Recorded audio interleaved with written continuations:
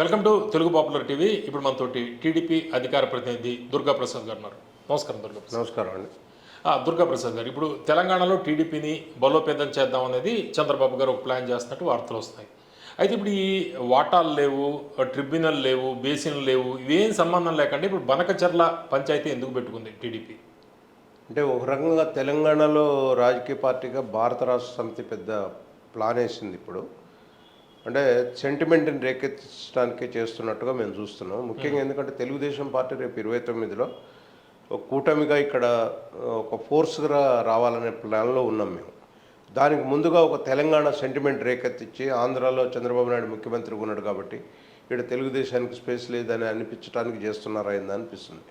ఎందుకంటే బనకచర్ల వివాదం అనేది అసలు గోదావరి జలాలు జనరల్గా మనం అప్పర్ స్ట్రీమ్లో ఉన్నాం తెలంగాణ ప్రాంత వాసులం, లోయర్ స్ట్రీమ్లో ఆంధ్రప్రదేశ్ ఉంది. కింద వాళ్ళు సముద్ర జలాలు సముద్రంలో కలిసే నీటిని వాళ్ళు ఏదో ప్రాజెక్టులో కట్టుకుంటామంటున్నారు. దానివల్ల నష్టమేమి లేదు.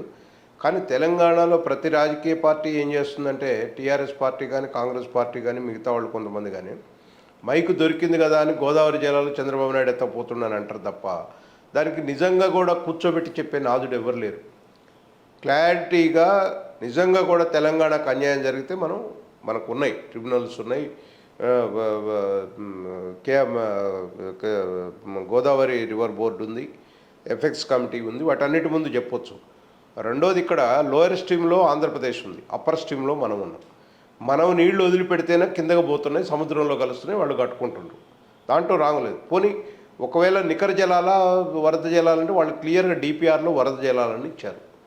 వరద జలాలు కట్టుకునే ప్రాజెక్టుకి నికర జలాలకు సంబంధం లేనప్పుడు డిపిఆర్లో కాకపోతే పర్మిషన్ ఇచ్చేటప్పుడు కూడా వాళ్ళు ఓన్లీ వరద జలాల మీద ఉన్న ప్రాజెక్ట్ అనే ఇస్తే ఏం పోయింది? ఎవరైతే పర్మిషన్ ఇవ్వాలో గోదావరి బోర్డు కానీ లేకపోతే ఎఫెక్ట్స్ కానీ ట్రిబ్యునల్స్ కానీ ఏది పర్మిషన్ ఇచ్చినా కూడా వాళ్ళకి మీరు వరద జలాలు వచ్చినప్పుడు ఆ 4 నెలలు రోజు 4-5 టీఎంసీలు చొప్పున 200 టీఎంసీలు ప్రాజెక్టు కట్టుకుంటామన్నారు. దీని వరకే పరిమితం అని చెప్తే ఎవరికి ఇబ్బంది లేదు. రెండోది కింద ప్రాంతంలో ఉన్న వాళ్ళు నీళ్లు సముద్రంలో కలుస్తుంటే వాళ్ళు కట్టుకుంటే అసలు మనకి ఏం నష్టం అవుతుందో చెప్పాలి, ప్రజలకు చెప్పాలి, రైతాంగానికి చెప్పాలి.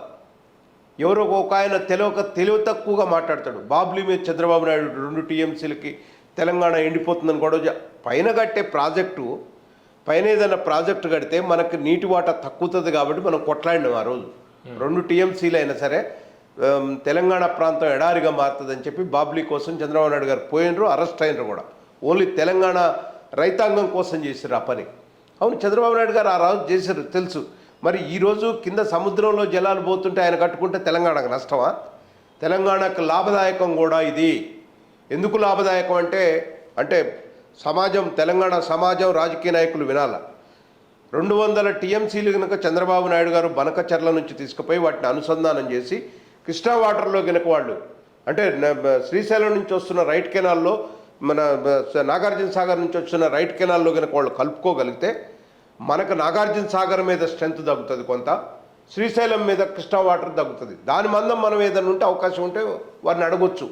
మీరు 200 టీఎంసీలు అక్కడి నుంచి అటు గోదావరి జలాలు వాడుకున్నారు కాబట్టి మాకు ఇక్కడ ఒక 20-40 టీఎంసీలు మనకు కొన్నిటికి నికరంగా ప్రకటించేది ఉంది. ఆ బీమాకు కానీ వాటికి ఇంకా కొంత వాటర్ కావాలి మనకి. మనం ఏదైనా కృష్ణా నుంచి కానీ ఇటు పోతే శ్రీశైలం నుంచి కానీ మనం కృష్ణా వాటర్ని ఎక్కువ తీసుకోవచ్చు. అది వయా మీడియా ఉండాలి తప్ప ఇది వివాదం ఘర్షణతో ఇంకా 11 ఏళ్ళు అయిపోయిన తర్వాత ఇంకా తెలంగాణ వాదం ఏంది? తెలంగాణ రాష్ట్రాలు విడిపోయిన తర్వాత ఇప్పుడు 2638 టీఎంసీల్లో మొత్తం అంతా కూడా అందులోకి పోవట్లేదు. కేవలం 4 నెలల్లో 80% మాత్రమే పోతుంది. మిగిలిన ఉన్నది దాదాపు 500 టీఎంసీల దాకా ఉంది. దానికి సంబంధించింది కదా ఇష్యూ ఇది? కాదండి, అది కాదు. ఆంధ్రప్రదేశ్ ప్రభుత్వం పూర్తిగా డిపిఆర్లో బనకచర్ల డిపిఆర్లో చెప్పింది వరద నీటి సమయంలో ఆ 4 నెలలు వరద వచ్చేటప్పుడు మాత్రమే ఆ ప్రాజెక్ట్ నింపుతాం మేము అని చెప్పింది. దానికి మనకేమి ఇబ్బంది? పోలవరం నుంచి వాళ్ళు బ్యాక్ వాటర్ మొత్తం కూడా సముద్రంలో కలిసిపోతుంది. ప్రతి సంవత్సరం సముద్రంలో 2 నుంచి 3 వేల టీఎంసీలు కలిసిపోతుంది. దానివల్ల మనకు నష్టం లేదు కదా. వాళ్ళు ప్రాజెక్టు కట్టుకుంటే ఇంకా కృష్ణా జలాలు అనుసంధానం చేస్తే కృష్ణా మీద మనకు ఒత్తిడి తగ్గటం వల్ల మనం కొంత వాడుకోవచ్చు కృష్ణా వాటర్ని. కృష్ణా వాటర్లో దెర్ ఈజ్ ఎ డిస్ప్యూట్, డెఫినెట్గా తెలంగాణకు ఆంధ్రాకి డిస్ప్యూట్ ఉన్నది. అది ఎందుకంటే ఈ మహానుభావుడు ముఖ్యమంత్రిగా ఉన్నప్పుడు చంద్రబాబు నాయుడు గారితో కూర్చొని ఎఫెక్ట్స్ ముందు 299 టీఎంసీలు కృష్ణాకాన్ని ఒప్పుకొని వచ్చాడు ఈయన. కానీ మనకు రావాల్సిన వాటా ఎక్కువ ఉంది. సరే, నీటి లభ్యత లేదు, నీటి లభ్యత లేదు కాబట్టి అలనాడు ప్రభుత్వం అధికారంలో ఉన్నప్పుడు చంద్రశేఖరరావు ఏం చెప్పిండు, మేము గోదావరి జలాలు కాళేశ్వరం ద్వారా వాడుకుంటున్నాం, ఆంధ్రప్రదేశ్కి కూడా ఎప్పటికైనా గోదావరి జలాలే శరణ్యం, గోదావరి జలాలు అయితే రాయలసీమకు తీసుకొస్తే రత్నాసీమ అయిద్దని చెప్పొచ్చిండు కదా. అంటే అధికారంలో ఉన్నప్పుడు ఒక మాట, ఇప్పుడు ఒక మాట. వాళ్ళు చేస్తుంది కూడా అదే కదా. ఇవాళ ఆంధ్రప్రదేశ్ చేస్తుంది కూడా గోదావరి జలాల్ని సముద్రంలో కలవకుండా ఒక ప్రాజెక్టు కట్టుకుంటున్నారు. దాని మీద మీ అభ్యంతరాలు ఏంటి అంటున్నా? అంటే దుర్గాప్రసాద్ గారు ఇక్కడ 2 పాయింట్లు. ఒకటేమో సెంట్రల్ వాటర్ డెవలప్మెంట్ ఏజెన్సీ ఏదైతే ఉందో అక్కడ మిగులు జలాలు లేవు అనేది, నికర జలాలు లేవు అనేది ఒకటి చెబుతోంది.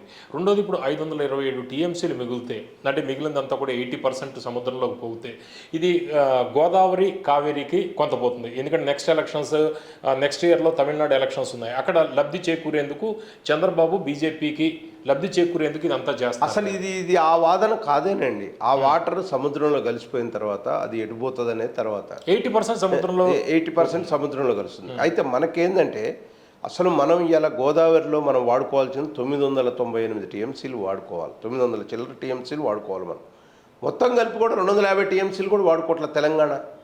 కారణం ఏంటంటే దానికి ప్రత్యామ్నాయం లేదు. మొన్న గట్ట కాళేశ్వరం కూడా 140 150 టీఎంసీలే, అది కూడా ఇప్పుడు ఫుల్ఫిల్ లేదు, దాన్ని ఫుల్ చేయలేదు ఈ సంవత్సరం. కాబట్టి ఇంకా మనం కట్టుకోదలుచుకుంటే, అందుకని చంద్రబాబు నాయుడు గారు ఈ మధ్య చెప్పాడు, మీరు గోదావరి మీద ఎన్ని ప్రాజెక్టులు కడతారో కట్టండి, అయినా మేము కిందకు వచ్చిన నీళ్లు మాత్రమే వాడుకుంటాం అంటున్నాం. వాటి దైవాధీనం. ఇప్పుడు 527 కూడా దైవాధీనమే, వర్షాలు బాగా అంతే, వర్షాలు వస్తుంది. ఇది నికర జలాలు గోదావరిలో లేవండి. వరద వచ్చినప్పుడే దాన్ని స్టాక్ చేసుకోవాలి మనం కానీ వాళ్ళు కానీ. మనం చేసే పరిస్థితి లేదు. అసలు వరద అంతా మొత్తం వచ్చి కింద ఆంధ్ర మీదనే కదా పడేది. వచ్చినప్పుడు ఎవరు వాడుకోవడానికి కూడా లేదు. అందుకనే వరద జలాలు వచ్చినప్పుడు ప్రాజెక్టులు నిర్మిస్తే, ఇప్పుడు నిన్న మధ్య ఉత్తమ్ కుమార్ రెడ్డి గారు చెప్తుండే ఇచ్చెంపల్లి కట్టండి, ఇచ్చెంపల్లి కడితే ఇచ్చెంపల్లి నుంచి గోదావరి జలాలు తీసుకొచ్చి మళ్ళీ నాగార్జున సాగర్ టైల్ ప్లాంట్ ద్వారా నాగార్జున సాగర్కి ఇటు శ్రీశైలానికి మనకు వాటర్ వస్తే వాటర్ భారం తగ్గుతుంది. ఇది కూడా ఎవరు తగ్గుద్ది అన్నారు. ఇచ్చెంపల్లి ఇప్పుడు కాదు, స్వాతంత్రం రాకముందు 1856లో స్టార్ట్ అయింది. ఆడేదో అడవులు ఉన్నాయి, అన్ని క్రిమి కీటకాలు ఉన్నాయని చెప్పి స్టార్ట్ చేసి వదిలేశారు దాన్ని. ఇప్పుడున్నటువంటి సైంటిఫిక్ దాంతో, ఇప్పుడున్నటువంటి సాంకేతిక పరిజ్ఞానంతో డెఫినెట్గా ఇచ్చెంపల్లి పూర్తి చేయొచ్చు. చేయండి, ఓ 40-50 వేల కోట్లు అయితే అయింది, ఇచ్చెంపల్లి పూర్తి చేయండి. కృష్ణా వాటర్ కూడా మనం దీన్ని గోదావరి జలాలను అనుసంధానం చేసుకోవచ్చు, మంచిగా ఇది చేసుకోవచ్చు. ఎక్కడికక్కడికి నీళ్లు కూర్చొని ఇప్పుడు అది కూడా ఒకవేళ మనకి ఏదైనా ఇబ్బంది ఉంది, నిజంగా గోదావరి జలాలు వాళ్ళు 200 టీఎంసీలు తీసుకపోతే మనకేం ప్రాబ్లం లేదు. కానీ వీళ్ళు అగర్ ప్రాబ్లం అని చెప్తున్నారు. చెప్పినా కూడా 200 టీఎంసీలు వాళ్ళు వాడుకున్నందుకు కృష్ణలో మనం ఇన్ని టీఎంసీలు కావాలని డిమాండ్ పెట్టొచ్చు కదా మనం. అది లేకుండా ఉత్తగానే వ్యాగ్గా బీఆర్ఎస్ ఎత్తుకుందని కాంగ్రెస్ పార్టీ ఎత్తుకుంది దాన్ని. మేమేడ వెనకబడిపోతాం. కానీ కాంగ్రెస్ పార్టీ వాళ్ళ అధికారంలో ఉంది, ప్రజల్ని ఎడ్యుకేట్ చేయాలి, ప్రజలకు ఉన్న వాస్తవాలు చెప్పాలి. అవసరమైతే ముఖ్యమంత్రులు ఇద్దరు కూర్చోవాలా, ఓపెన్గా ప్రజలకి చెప్పాలి, ఎస్ గోదావరి జలాలు వాళ్ళు బల్కచర్లో ఇట్లా కట్టుకున్నారు మనకి. ఇగో మొన్న రేవంత్ రెడ్డి గారు ఒక అమెండ్మెంట్ పెట్టిండు. చంద్రబాబు నాయుడు గారు ఎవరు ఇస్తానికి 1000 టీఎంసీలు గోదావరిలో, 500 టీఎంసీలు కృష్ణలో ఇవ్వండి, 1500 టీఎంసీలు ఇస్తే మాకు సరిపోద్దంటే ఎవరు ఇవ్వడానికి ఎవరు? కృష్ణా రివర్ బోర్డు ఉంది, గోదావరి రివర్ బోర్డు ఉంది, ఎఫెక్ట్స్ కమిటీ ఉంది, ట్రిబ్యునల్స్ ఉన్నాయి. వాటిలో ఒకటి విభజన తర్వాత 2 రాష్ట్రాలకి నీటి వాటాలు పంపకం జరగలేదు. కేంద్రం దాని మీద చొరవ సంబంధించి బ్రజేష్ కుమార్ ట్రిబ్యునల్ కొన్ని సిఫార్సు ఉన్నాయి. అయితే గోదావరికి సంబంధించి అటువంటి లేవు. గోదావరికి ఏది లేదండి, గోదావరికి ఇంకా ఏది కాలేదు. యాజిటీస్గా అంతకుముందు ఎంత ఉందో అదే ఉంది. కానీ కృష్ణాలో బ్రిజేష్ ట్రిబ్యునల్ ఉంది, అది ఇంకా కంప్లీట్ కాల. అది తాత్కాలికమైనటువంటి ఉపశమనం కోసం 14లో 2 ముఖ్యమంత్రులు కూర్చొని రాసుకున్నారు. అది తాత్కాలికమైందే. 299 టీఎంసీలు 512 టీఎంసీలు ఆంధ్రాకి అనేది తాత్కాలికమైంది. అది అదే నడుస్తుంది, ఇప్పటికీ అదే నడుస్తుంది. కాంగ్రెస్ ప్రభుత్వం వచ్చినా అదే 10 ఏళ్ళు అదే నడిచింది, ఇప్పుడు కూడా అదే నడుస్తుంది. నేను అడిగేది ఏంటంటే, మనకు కావాల్సింది ఏదన్నా ఉంటే 2 ముఖ్యమంత్రులు కూర్చొని ఆ పరిష్కారం అయ్యేంత వరకు తాత్కాలికంగా వయా మీడియాగా చేసుకోవాలి. దానికోసం అని ఒక సెంటిమెంట్ని రేకెత్తిచ్చే రాబోయే రోజులు అంటే చిత్తశుద్ధి చంద్రబాబు గారికి ఉంటే ఫ్రీ ఫీజిబిలిటీ ఏదైతే కేంద్రం ముందర పెట్టారో అది పెట్టక ముందే తెలంగాణ గవర్నమెంట్ తోటి మాట్లాడుకోవచ్చు కదా. అందులో తెలంగాణకు నిజంగా నష్టం అయితే చంద్రబాబు నాయుడు గారు అట్లనే చేస్తారు. తెలంగాణకు ఇందులో ఏమాత్రం నష్టం లేదు. ఇప్పుడు వాళ్ళు అంటే ఈ వివాదం, ఈ కాంట్రవర్సీ, గొడవలు ఇవన్నీ పొరపచ్చాలు ఇవన్నీ వచ్చి ఉండేవి కాదు. డెఫినెట్గా వస్తాయి. అప్పుడు ఇంకా అప్పుడు కూర్చొని ఇట్లా చేస్తున్నాం అని చెప్పినా కూడా ఇద్దరు ఏకమైన ఇప్పుడు ఏం కాకతలకే ఇద్దరు రేవంత్ రెడ్డి చంద్రబాబు ఒకటే అని ప్రచారం చేస్తారు. అప్పుడు ఇంకా చేస్తారు. కాబట్టి ఆ తెలంగాణకి ఏమాత్రం నష్టం లేని ప్రాజెక్టు కాబట్టే వాళ్ళు డిపిఆర్ సబ్మిట్ చేశారు. అక్కడ డిపిఆర్ సబ్మిట్ చేస్తే వాళ్ళు కూడా కేంద్రం కూడా ఆలోచిస్తుంది. ఫైనాన్షియల్ అసిస్టెన్స్ కూడా మన 80,000 కోట్లు అవుతుంది. అది దానికి వాళ్ళు ఏదో చేస్తున్నారు. అయితే నేనేమని అడుగుతున్నా అంటే నిజంగా తెలంగాణ ప్రాంతానికి నష్టం వస్తే మనం అందరం కూడా అఖిలపక్షం తీసుకుపోండి, అబ్జెక్షన్ చెప్దాం. కానీ తెలంగాణ ప్రాంతానికి నష్టం లేదండి. దానివల్ల నష్టం లేని దానికోసం సెంటిమెంట్ కోసం ఓ పార్టీ ఎత్తుకుందని మనమంతా దాని వెనకబడితే ఎట్లా? తెలంగాణ ప్రయోజనాలని ఇంకా మెరుగుపరుచుకునేందుకు దాని ద్వారా వాళ్ళు ఏదైతే బనకచర్ల చేస్తున్నారో బనకచర్లకు బదులుగా ఇన్స్టెడ్ ఆఫ్ కేంద్రాన్ని అడగాల మనం. మీరు అసిస్టెన్స్ ఇస్తున్నారు, దానికి పర్మిషన్ ఇస్తున్నారు, మాకు కూడా మా వాటాలన్నీ కంప్లీట్ చేయండి అని మనం అడగాల. వేరు కానీ ఆయనకేదో ఇస్తున్నారని మనం గొడవ పెట్టి ఈడేదో మంది ఎత్తులో తీసుకుపోగలుగుతాడు. ఇప్పుడు మనం అప్పర్ స్ట్రీమ్లో ఉన్నాం. తెలంగాణ ప్రాంతం అప్పర్ స్ట్రీమ్లో ఉంది, లోయర్ స్ట్రీమ్లో ఉన్నది ఆంధ్రప్రదేశ్. వాళ్ళు అక్కడ ప్రాజెక్టు మనం నీళ్ళు వదిలిపెడితేనే వాళ్ళు ప్రాజెక్టు కట్టుకుంటారు కదా. ఇక్కడ ప్రాజెక్టులు లేవు కదా, కొత్త ప్రాజెక్టులు. మీరు కట్టలేకపోతున్నారు. వాటర్ అది వాళ్ళు అది కూడా మిగులు జలాలు కట్టుకుంటూ ఉంటారు. సముద్రంలో కలిసే వాటిని అంటే మిగులు జలాలు అనేది పదే అంటారు. దీనికి సంబంధించి సైంటిఫిక్ గా శాస్త్రీయంగా ఇటువంటి అధ్యయనమే జరగలేదు. అధ్యయనమే జరగలేదు కానీ మినిమం 1480 టీఎంసీలు అనేది డిసైడ్ అయింది గోదావరిలో. అదే 900 చిల్లర మనకి, 500 చిల్లర వాళ్ళకని చెప్పి డిసైడ్ అయింది. అది వాళ్ళు 500లో కూడా వాళ్ళు ఓన్లీ ఇప్పుడు ఆ పోలవరం ద్వారా 240 టీఎంసీలు ఏమో వాడుకుంటారు. వాళ్ళవి మిగులు జలాలు పోతున్నాయి. వాళ్ళవి కూడా ఫుల్ఫిల్లో ఏం వాడుకోవట్లేదు. ఆంధ్ర కూడా మనమైతే అసలు పూర్తిగా వాడుకో, మనం 220 కూడా వాడుకోలేకపోతున్నాం.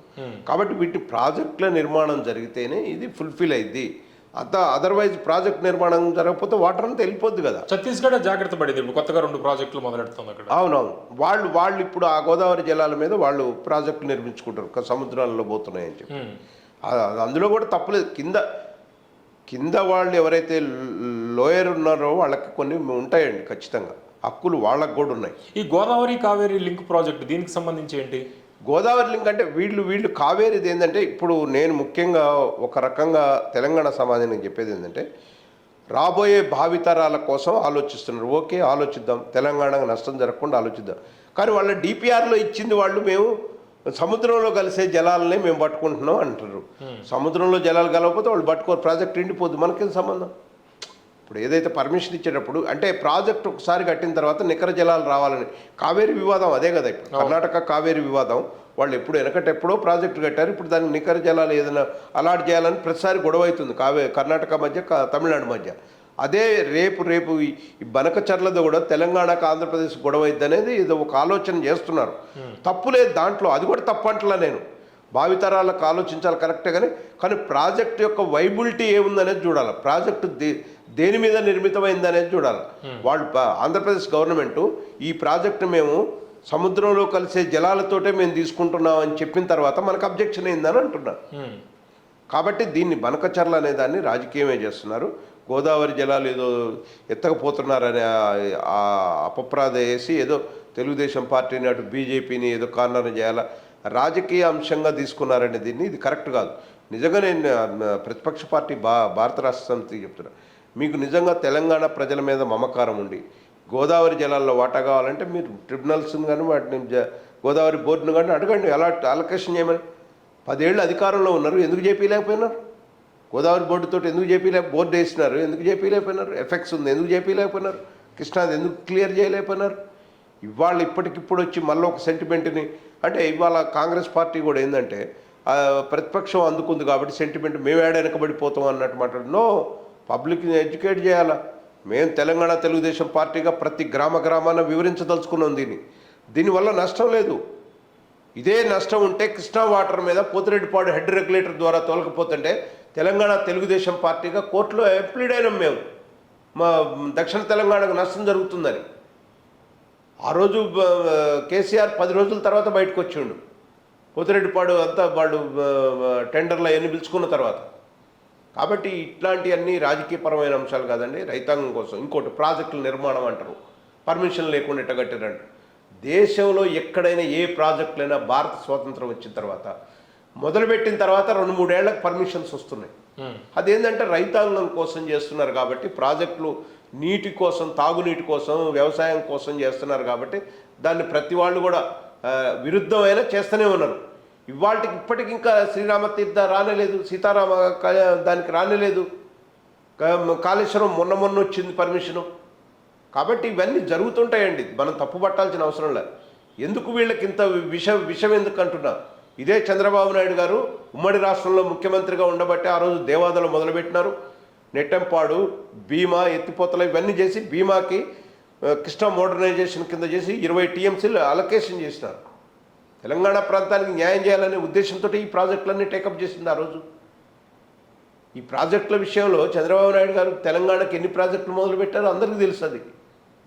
ఉత్తగానే మీరు ఎట్లా పడితే అట్లా రాజకీయంగా మాట్లాడి మళ్ళీ ఏదో వివాదం తీసుకొచ్చి ఏదో జగన్మోహన్ రెడ్డి ఏంటి, జగన్మోహన్ రెడ్డి, కేసీఆర్ వీళ్ళు గతంలోనే చేశారు అని. వీళ్ళు గతంలో చేసింది ఏంటంటే, వీళ్ళు గోదావరి జలాలని ఇట్లా తీసుకొచ్చి ఇట్లా టేల్ ప్యాండ్కి తీసుకొచ్చి ఇట్లా అంటే తెలంగాణ భూభాగం నుంచి ఆంధ్ర భూభాగానికి పోయేటట్టు చేశారు గోదావరి వాటర్.